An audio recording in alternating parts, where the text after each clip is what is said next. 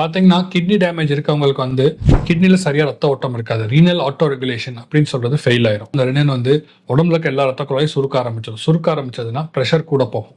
இந்த மாதிரி ப்ரெஷர் கூட போறப்போ ஹார்ட் அட்டாக்கோ இல்ல ஹார்ட் ஃபெயிலியரோ வரதுக்கான வாய்ப்புகள் அதிகம். அது நம்மளுக்கு எப்படி தெரிய வரும்னா, கிட்னி ப்ராப்ளம் சடனா மூச்சு திணறல் வந்து நம்ம கிட்ட வந்து சொல்லுவாங்க, டாக்டர் எனக்கு கிட்னி ப்ராப்ளம் இருந்துச்சு, எனக்கு பிபி திடீர்னு கண்ட்ரோல் இல்லாம போய் மூச்சு திணறல் வருது அப்படின்னு.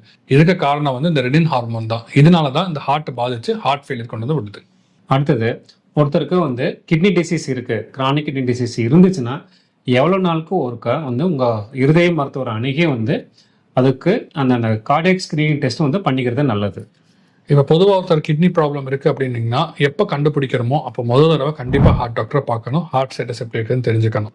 அதுக்கப்புறம் ஹார்ட்ல எந்த தொந்தரவும் இல்லை அப்படின்னு தெரிஞ்சதுன்னா யூஸ்வலா வருஷத்துக்கு ஒரு தடவை ஹார்ட் டாக்டரை பார்த்தா போதும்.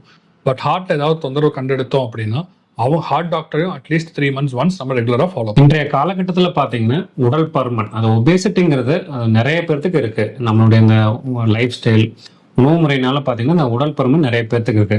இந்த உடல் பருமன் ஒபேசிட்டினால வந்து ஹார்ட் அண்ட் கிட்னி ஃபங்க்ஷன் வந்து பாதிக்குமா, அது எப்படிங்கிறத தெரிஞ்சுக்கலாம்.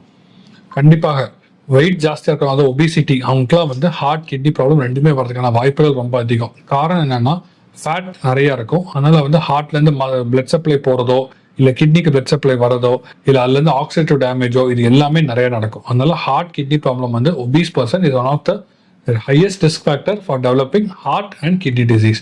ஆனால் ஒரு நன்மை என்னன்னா இந்த ஒபிசிட்டி வந்து நம்ம கண்ட்ரோல்ல தான் இருக்கு. சார் சொன்ன மாதிரி அந்த செடென்டரி லைஃப் ஸ்டைல் அவாய்ட் பண்ணி நம்ம டயட் அண்ட் எக்ஸசைஸ்ல கரெக்டாக பார்த்துக்கிட்டோம் அப்படின்னா வெயிட்டை குறைக்க முடியும். வெயிட்டை குறைச்சோம்னா பை ஹார்ட் ரிஸ்கோ கிட்னி ரிஸ்கோ 10-fold டைம்ஸ் கண்டிப்பாக கம்மியாகும்.